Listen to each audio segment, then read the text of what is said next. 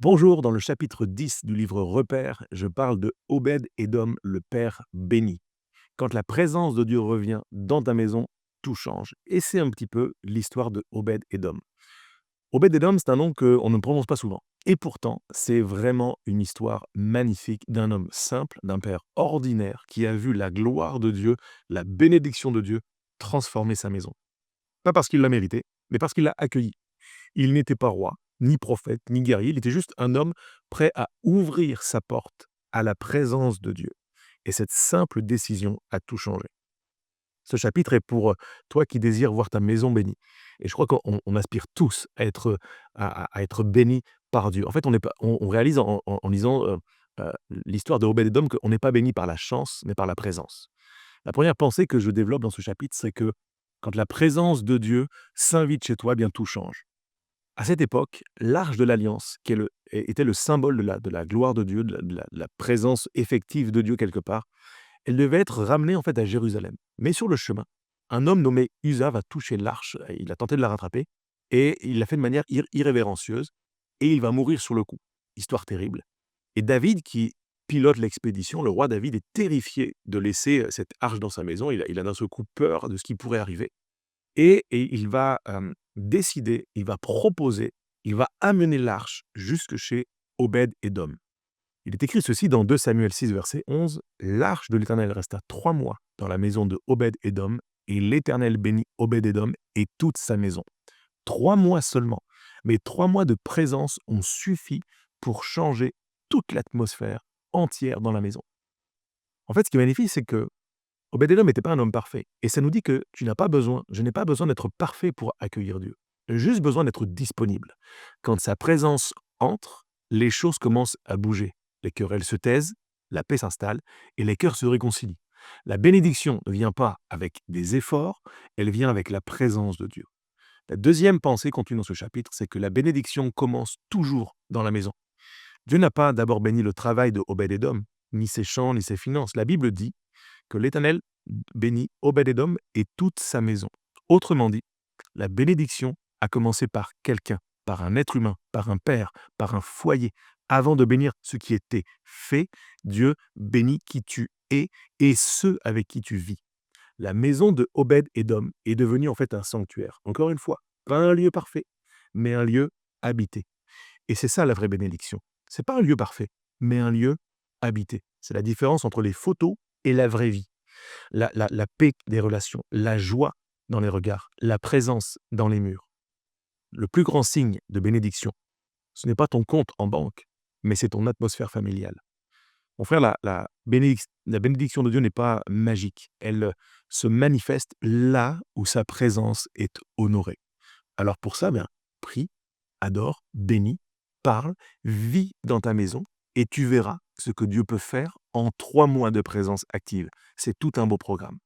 La troisième pensée contenue dans ce chapitre, c'est que le père, qui est Obed-Édom, a attiré la bénédiction.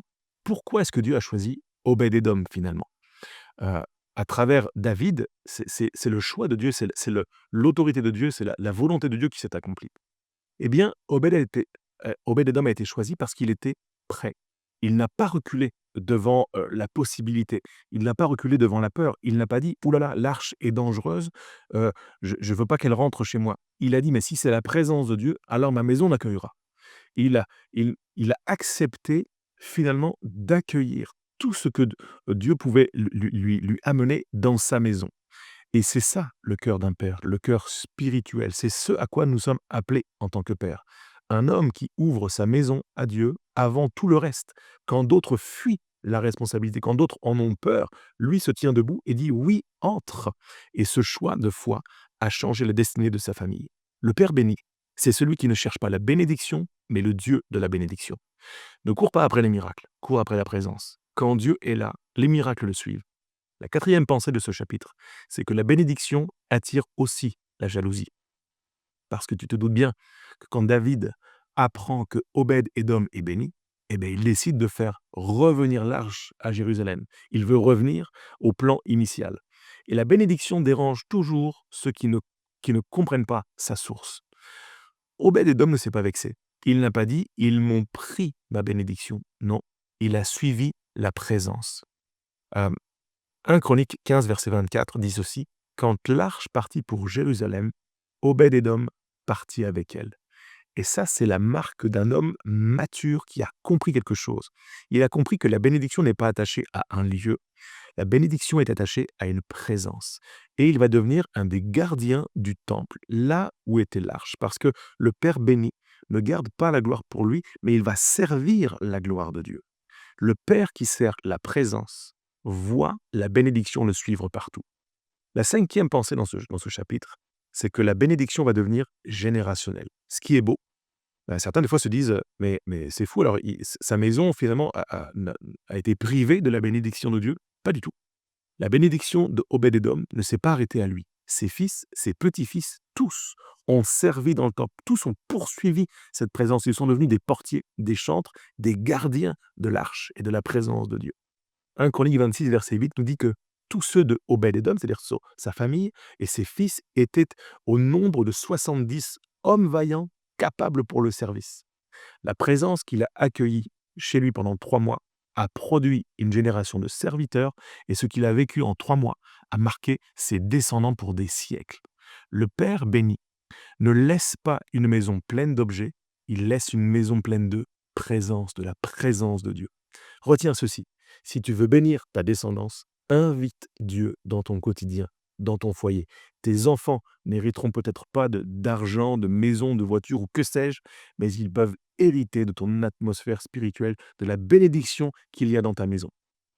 6e pensée: comment vivre comme Obed-Édom aujourd'hui? C'est peut-être la question, parce qu'on ne va pas effectivement se rendre au temple pour devenir portier et protéger l'arche de l'alliance. Il n'est pas question de ça, évidemment. Euh, Obed-Édom n'a rien fait d'extraordinaire. Il a simplement ouvert sa maison et honoré Dieu.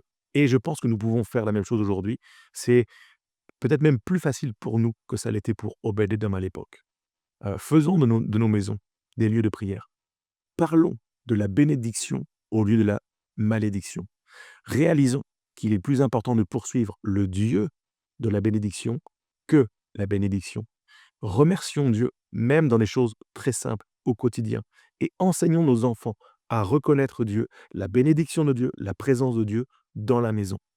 Là où Dieu est honoré, la bénédiction devient naturelle, devient évidente. Dieu cherche encore des maisons comme celle d'Obed-Édom, des foyers où sa présence peut reposer et pas juste passer. Et si tu fais de ta maison un autel, Dieu fera de toi un témoin. Le Père béni, c'est celui qui fait de son salon un sanctuaire. Alors pour résumer, Obed-Édom, c'est le Père béni. Obed-Édom nous rappelle que la bénédiction ne vient pas d'un miracle extérieur, mais d'un accueil, d'une présence à l'intérieur. Il a accueilli Dieu dans sa maison, il a vu la paix remplacer la peur, il a choisi de suivre la présence plutôt que la position, il a transmis un héritage à ses fils, il est devenu un modèle de fidélité et de consécration. La présence de Dieu chez toi vaut plus qu'1 million à la banque. Sois un Obed-Édom pour ta génération. Ouvre ta maison à Dieu, que ton foyer devienne un lieu où le ciel se plaît à demeurer, où tu verras que quand la gloire, tu verras que quand la gloire entre dans une maison, elle transforme tout. Les cœurs, les relations, les finances, les générations, l'emploi du temps, les priorités.